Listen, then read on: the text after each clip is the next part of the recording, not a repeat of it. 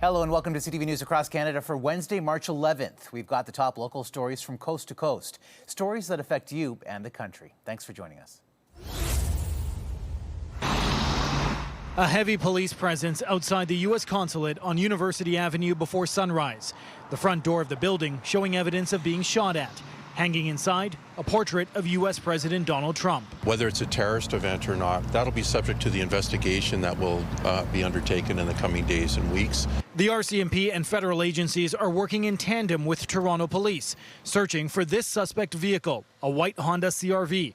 They say it stopped in front of the U.S. Consulate around 4:30 this morning. Two individuals emerged from the vehicle, discharged at what appears to be a handgun at the front of the building, and then got back into their vehicle and drove southbound. While people were inside the heavily fortified building, no injuries were reported, and it wasn't until an hour later an officer was flagged down in the area. The forensic identification team has been on scene for several hours. In fact, right now, team members are on a ladder photographing evidence which appears to be bullet holes which were shot at the front of the building.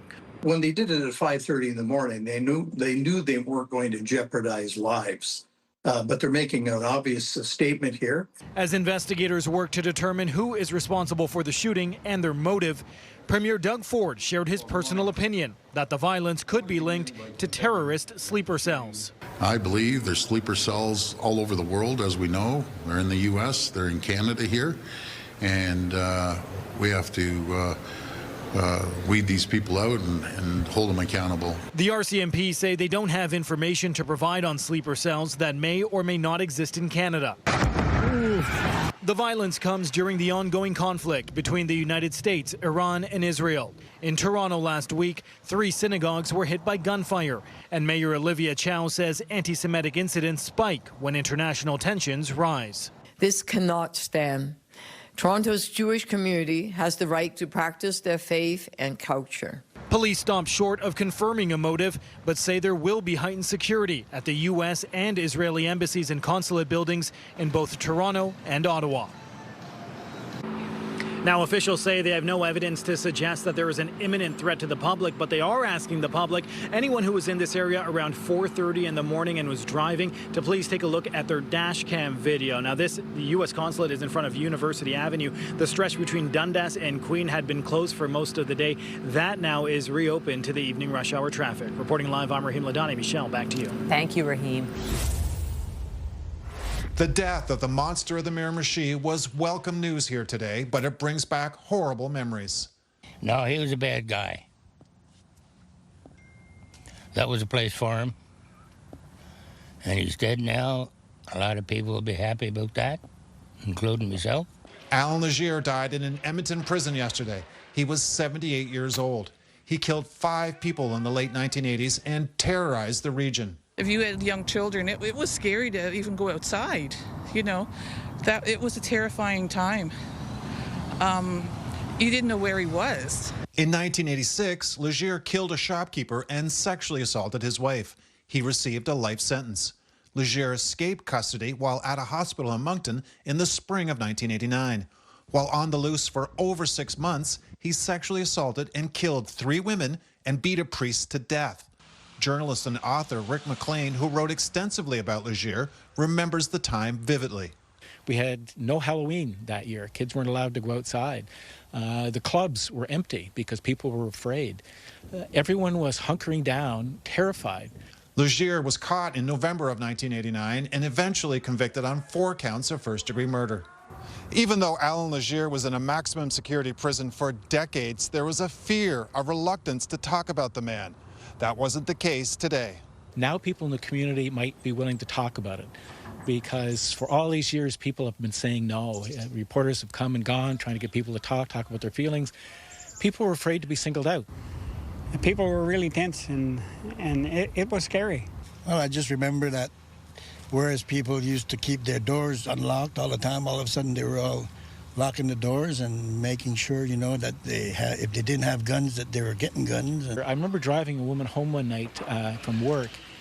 She told me that leave the car running, lock the car doors, here are my keys, go into my house, check every single room and the basement, then I'll go into my house. Legier was denied full parole last December. The cause of his death has not been released, but the Correctional Service of Canada will review the circumstances. Derek Haggett, CTV News, Miramichi, New Brunswick. Still smiling, and so, yeah. And I think he is too, so it's great. The U.S. Ambassador to Canada, Pete Hoekstra, emerged from a 45-minute-long meeting with BC Premier David Eby, discussing what he called a whole range of issues. Both smiling, and it was a good meeting. It comes amidst an ongoing trade war, and the same day the U.S. Consulate in Toronto was shot at. I just want to condemn in every possible way the idea that shooting at a U.S. consulate building is a way to deliver a message. It is not. Hoekstra has previously generated controversy with comments not always seen as diplomatic, labeling Canada as mean and nasty to deal with, citing the boycotts of American goods and travel. Today, he was more conciliatory. Yes. This business of Canada being mean and nasty to deal with, have your thoughts on that shifted, or is that still your view? My view is I probably shouldn't talk about it. Tuesday's summit was requested by Hoekstra, who is expected to canvass the BC government's ongoing boycott of U.S. booze on government liquor store shelves and Eby's exhortations to British Columbians to avoid vacation travel to the States. These are, in my opinion, reasonable reactions to how we've been treated by the Americans.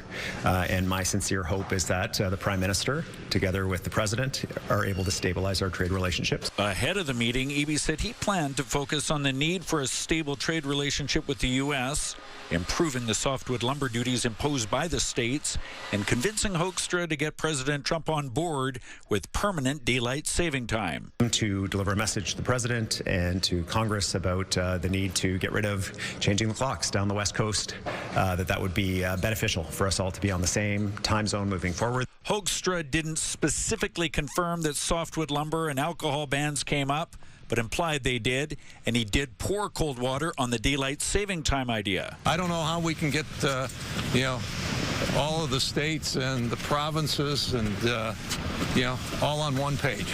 The ambassador deferred any news on thawing trade tensions to Carney and Trump. The President and the Prime Minister talked on Sunday. They may talk again this week. I think any update should come from the Prime Minister and the President. But after nearly a year of combative rhetoric, Tuesday's meeting seemingly produced a more diplomatic and friendly tone. Andrew James and his brother farm 3,000 acres of grain in Enola. Last year, they bought enough fertilizer to get through this year's growing season. Luckily, that was before prices skyrocketed due to the war in Iran. My fertilizer bill for that was around $350,000. If I would try and lock that in today, it would be $140,000 higher. The brothers also help out at their dad's farm here inside the perimeter. This farm has some fertilizer, but they may need to buy more. Last year, it was $750 a ton. Now, $1,150. James says he's glad he listened to an advisor last year. If he hadn't, his fertilizer would cost nearly $500,000. I locked 100% of my needs up. $140,000 extra would make for not a very fun year. You'd really be looking for opportunities to sell grain that can make you a profit when you buy these high-priced urea tons. Kevin Peters runs a pork and grain farm west of Steinbach. He says the war has cut off the Strait of Hormuz, a key shipping route for the type of fertilizer farmers need. He also locked in early, but prices could balloon by the end of the season. It is another blow, obviously. For a lot of us, we've pre-purchased fertilizer. We already have it in the bin. The prices won't necessarily get down come fall again. If this drags out further, then it's going to have bigger impacts on availabilities, capacity for farmers to get that fertilizer on this spring. Jill Verwey, president of Keystone Agriculture Producers, hopes the conflict will have a quick resolution, saying prairie growers are already facing challenges. As James points out, the war has driven up gas costs, which could cost him an extra $40,000. He says for those who didn't buy early, it may be time to look at what you're planting in the ground. If I can't get a return on investment from urea, I'm changing crops to crops that would use less nitrogen. Joseph Bernacki, CTV News, Winnipeg. Tours have been going ahead. Frank Menezes was excited for his upcoming bucket list trip of a lifetime. I was going to Egypt because I love history. A $7,500 tour he booked through Canadian company Adventures Abroad. a business he trusted and had used before. The tour includes 14 days of breakfasts and dinners, paid or included in the price of the tour, and fully guided day trips. But just days before departure, Adventures Abroad canceled the trip because of safety concerns, citing the war in the Middle East along with an updated do not travel advisory from the United States. There's no war in Egypt. There's no civil unrest in Egypt. As soon as I found the trip was canceled, I asked for my refunded credits. But according to the policy on their website, the company does not have to provide a refund and instead says customers should go through travel insurance. If something is not feasible... Menezes thought he'd be fine. He had purchased trip insurance, but because Canada did not change its travel advisory, his claim was denied. If a tour company is canceling the trip on their own accord for obvious reasons, they have got to give either a credit or refund back to the client. But there was another issue. Adventures Abroad offered $200 a discount if I paid through an e-transfer, so I did it. Had he put it on a Visa card or something like that, he could have disputed it and would have had money coming back that way. I would like people to be fair. Menezes says after emailing the Vancouver-based tour provider, they said they may be able to provide partial credit to future trips. They're dancing around the subject. But when contacted by CTV News Ottawa, Adventures Abroad said, while it stands by its decision to cancel, Menezes will receive a full credit toward another trip. There's one spot left for October 4th, so I'm going to take it. Thank you very much, CTV and Tyler. I can now pursue my historical quest or whatever of Egypt. Travel experts say fine print matters, so be sure to research and read cancellation policies, ask questions, and always avoid e-transfers as a method of payment, because once that money is sent, it can be nearly impossible to get back. Patricia. An excellent ending in this case, but we don't want to have to call you each time, Tyler, so thank you for this. CTV's Tyler Fleming live for us tonight. It was just after 9:15 the morning of Monday, March the 2nd. The former hardware store building in Ayr erupted in flames. While the fire raged, the owner of the White Willow Medi-Spa thought their building was next. And then you're just thinking, is anybody in the building? Is everybody safe? Your mind's spiraling at that point. Operating in Ayr for the last 6 years, Brooklyn Tukey credits the firefighters for saving her shop and the apartment above. They worked around the clock. I think it was about 13 hours of actively fighting the fire before they left. So, I mean, this building is still standing, to credit to them. But the water used to save her building also the source of her current issues. We had took on a tremendous amount of water. Our basement was about a foot and a half of water. We could see that we were leaking from our ceilings. Our whole side wall was full of water, that it had popped off the paneling that we have. Close since the fire while crews worked to clean up the mess. So most of the water was in and through this area. He says they were hit again this Monday by floodwaters. The basement again was underwater. We are flooded up to the third stair of our back deck. It's just complicating now the remediation because it's taking things longer now to dry out and they can't access the basement. With floods common in this area, Tukey says they've rebounded quickly, but the back-to-back emergencies taking an emotional toll. It's just a lot to continue to pile on, and although the flood itself wasn't a huge impact to us, it's just more of like insult to injury. According to Tukey, the community support has been immense for her business and the businesses lost in the fire. It's been really uplifting, and it on your worst days, sometimes it gets you through. And I know that people are eager to support their community now more than ever. Cleanup of the fire debris is underway. The investigation into what caused the fire ended when they demolished the building. The floodwaters peaked in Ayr yesterday afternoon and have been receding since.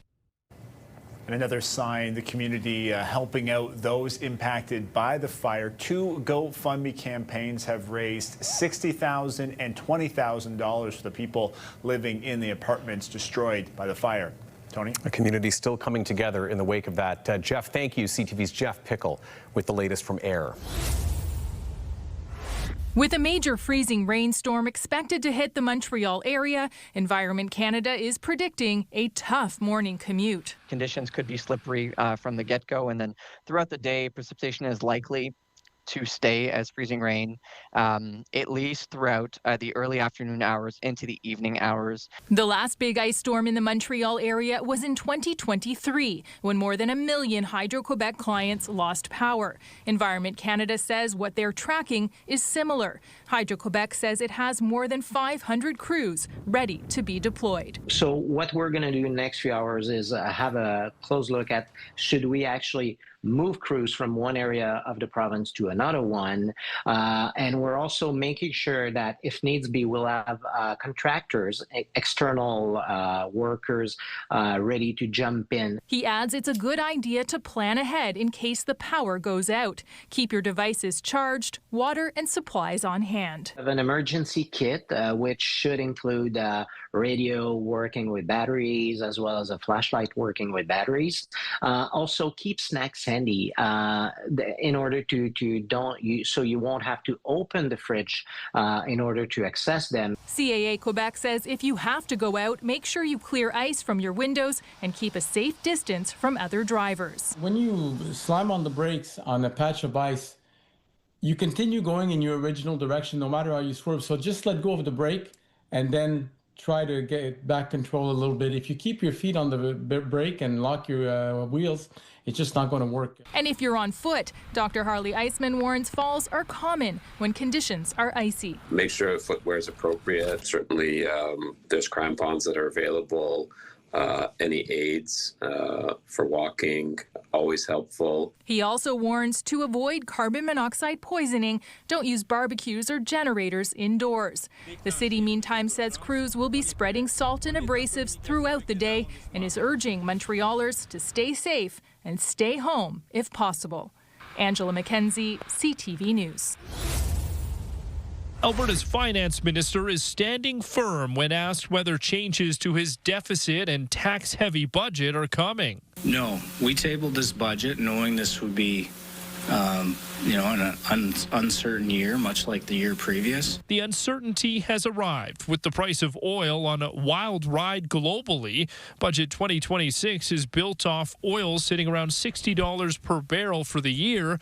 West Texas Intermediate already soared past $100 before scaling back to the mid-80s. The market expects oil prices to fall, not them staying at $85 per barrel. But even where futures markets are currently headed, we're kind of in the ballpark of what you would need for a balanced budget, which is in the mid-70s per barrel. It would be a big swing from a $9.4 billion deficit, but while Nova Scotia has backed off of budget cuts due to backlash, Nova Scotians have spoken clearly.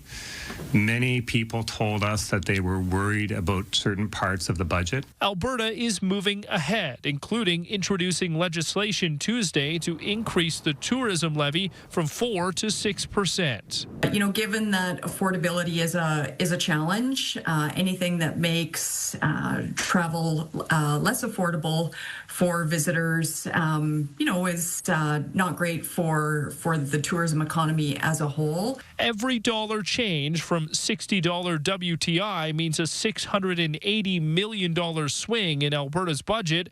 Because of that sensitivity, the budget boss says they need to stay the course. We're committed to having conservative forecasts, doing the right thing in surplus, and riding out the bad years. Brian Conrad of Wasaga Beach captured this video of the fire at Beach Area 1 as he was getting ready for bed just before midnight. You see all the lights and stuff and flames going high. Oh no. The fire spread through the Villa Nova Motel by Beach Area 1. The cause of the fire is still unknown, but damage has been estimated at about $2 million. Upon our arrival, there was a large amount of flames already protruding from the roof line. We immediately set up a defensive attack. It took crews about 3 hours to bring the fire under control. Today, investigators were back on scene trying to determine why the fire started. Initial reports suggest it may have started on the second floor of the motel. The fire marshal has been notified, and crews will spend the next few days sifting through the building.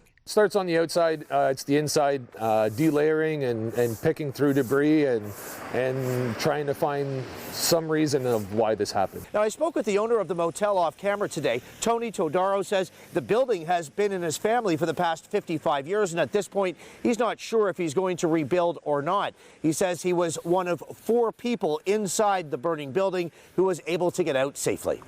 One firefighter received minor injuries while battling the fire.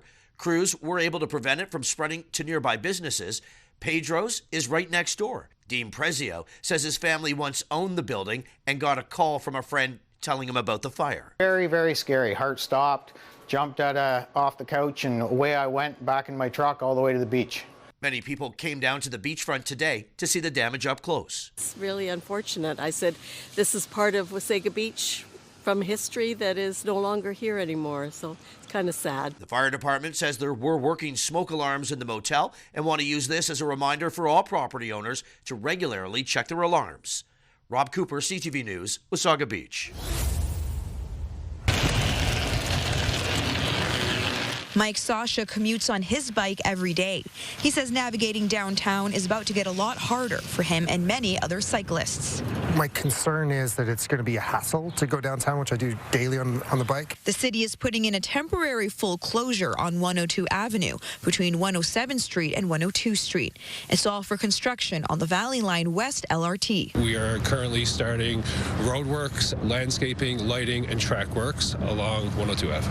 A bike lane detour is on 103 Avenue, but Sasha doesn't think it's good enough, especially as the area becomes more busy this spring. When we think about going into playoff season, there's going to be a lot of folks commuting on their scooters in that little area. It's a lot of demand for a small amount of space. The temporary bike lane that we've constructed on 103rd Avenue is a dedicated bike infrastructure, so the sidewalk, it's still open on 103rd Avenue as well. The section requires cyclists to dismount. For me, that's never a practical expectation for cyclists to be hopping off their bikes and walking there. That's just not functional for a commute. Councillor Ann Stevenson plans to revisit the issue with city staff. I want to understand if we can tighten that up, even stretch it out further to enable both the bike lane and the 2 lanes of vehicle traffic. The construction team says people will still be able to navigate the area. Signs are already in place to help direct pedestrian traffic. We realize the impacts now are going to be pretty substantial for the next little bit, but once it's all said and done, it will be much easier access for businesses, restaurants, and even the public.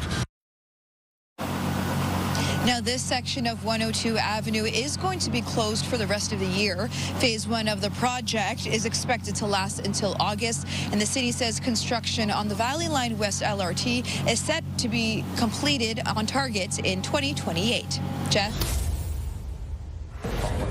Healthcare workers across a number of different sectors are waiting to see how the patient-first healthcare plan will change their jobs. It's kind of something that we've been advocating for, asking for, and we're really, really excited to see that our province is listening. The patient-first healthcare plan is aiming to give everyone access to the care they need. And a big part of that plan is opening up the scope for some to do more work in more places. Nurse practitioners will be seen in emergency rooms and urgent care centers as the cornerstone of getting more people seen more frequently. Basically anything that you would be going to see, your GP for, a nurse practitioner is able to do. We need more healthcare professionals. We need more physicians to kind of accomplish this plan. The province has made 100 training spots available for nurse practitioners, a number that has almost doubled in 4 years. Another person you might see a little more of is a pharmacist. We're really happy that they're looking at expanding our scope of work that we do, we're trained to do, but allowed to do,